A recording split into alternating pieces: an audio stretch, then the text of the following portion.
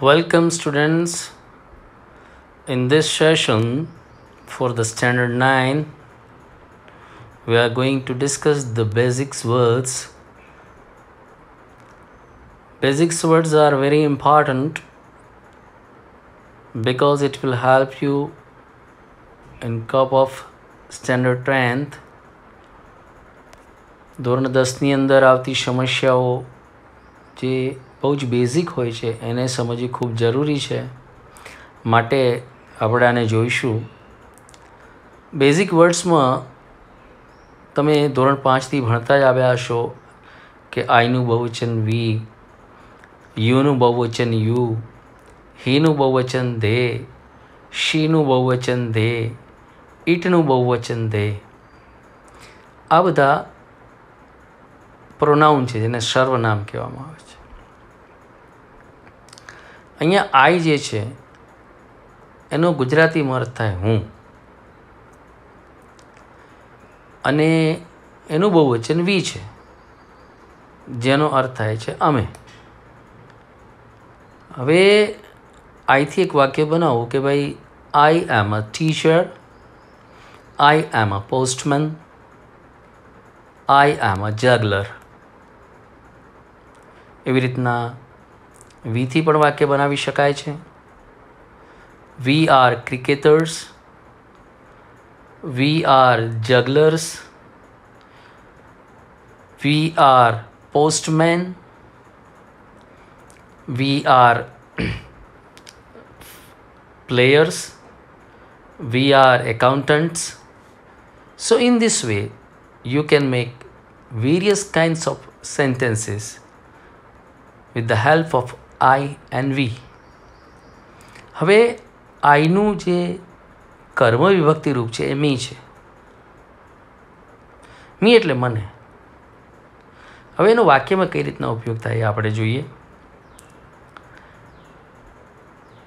સે four instance, દાખલા તરીકે હું એમ કહું કે મહેન્દ્રભાઈ મને ઓળખે છે, તો મહેન્દ્રભાઈ નોઝ મી. હું તેને મળ્યો, સોરી, તે મને મળ્યો, હી મેટ મી.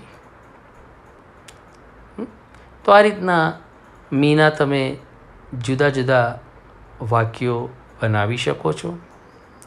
એવી રીતના માય સેલ્ફ, મારી જાતે, એના કેટલાક ઉદાહરણ જોઈએ. I do my work my self,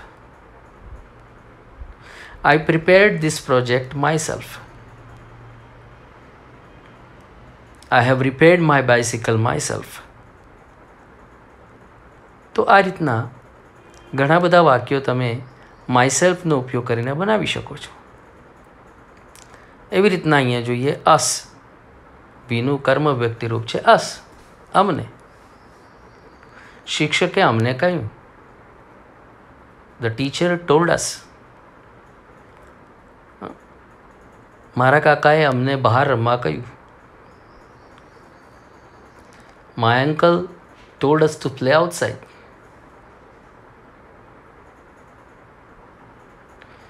તમે અમને ના કહી શકો, you cannot tail us.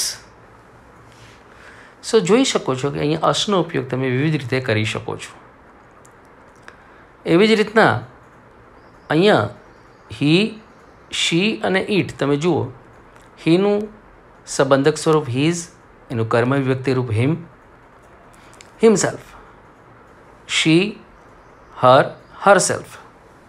It, its, itself. હવે આપણે હીથી શરૂઆત કરીએ.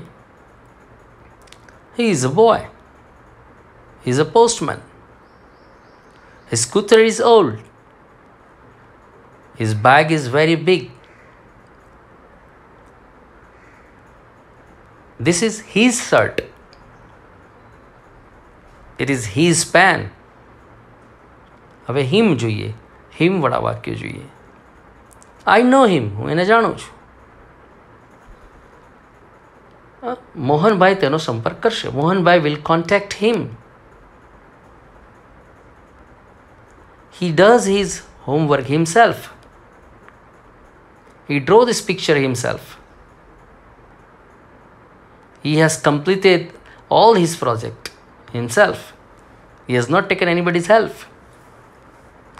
So in this way, you can make a different sentences with the help of he, his, him, and himself, as well as she, her, herself. Let's see some of the example. She is a teacher. She is a nurse. She is a mother. Her purse is very beautiful. અથવા આપણે એમ કહી શકીએ, her purse is very costly.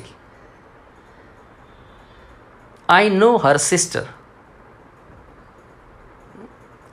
Her nature is not good.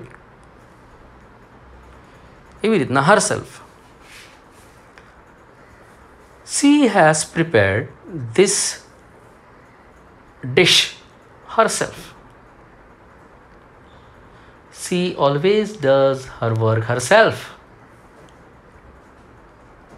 તો બી આપણે આ રીતના શી, હર અને હર્ષદનો ઉપયોગ કરીને વિવિધ રીતે વાક્યો બનાવી શકીએ છીએ.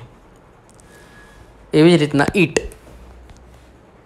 ઈચ એ નિર્જીવ વસ્તુઓ કે પ્રાણીઓ માટે વપરાય છે. ઇટ્સ એનું સંબંધક સ્વરૂપ છે. ઇટસેલ્ફ તેની જાતે. It is a table, it is a building, it is a rickshaw. એવી રીતના its tire is big. This is a car. Its tires are big. Its corner is broken. This is a table. One of the corner is broken. Its corner is broken. Look, that box slides itself. ખસવું, slides એટલે ખસવું, સરકવું.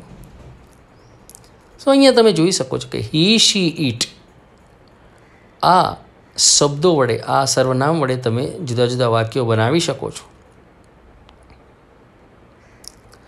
આ હી, શી અને ઈટનું બહુવચન છે દે.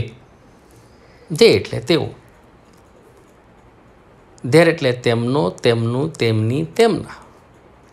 અને ધેમ એટલે તેઓને, ફક્ત તેઓને. ધેમસેલ્વ્સ તેમની જાતે. They are farmers, they are jugglers, they are watchmen, they are postmen, they are players. They are players, their bats are there. They are hockey player, their hockeys are in the corner.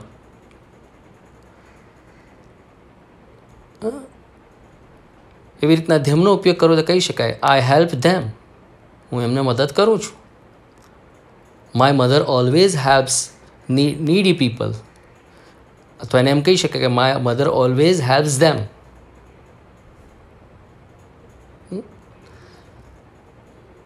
હવે themselves,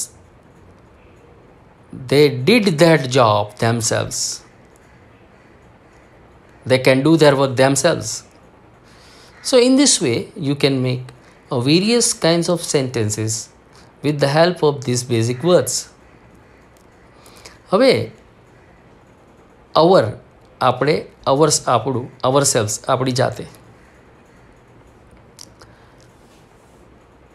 this is, આપણે કોઈ હોટલમાં ગયા હોય અને જ્યારે આપણે hotel book કરાવીએ અને કોઈ કમરો બુક કરાવીએ છીએ તો આપણે કહે this is my room, this is your room. પણ એમ કેવું કે ધીસ ઇઝ આવર રૂમ, આ આપણો રૂમ છે. પછી રૂમની અંદર ગયા, પછી રૂમ બહુ ડેકોરેટેડ હતો, એમ કે hours is a decorated room. Ours is a decorated. Ours is a nice building. हमारी building है बहुत सुंदर है. We always clean our buildings ourselves.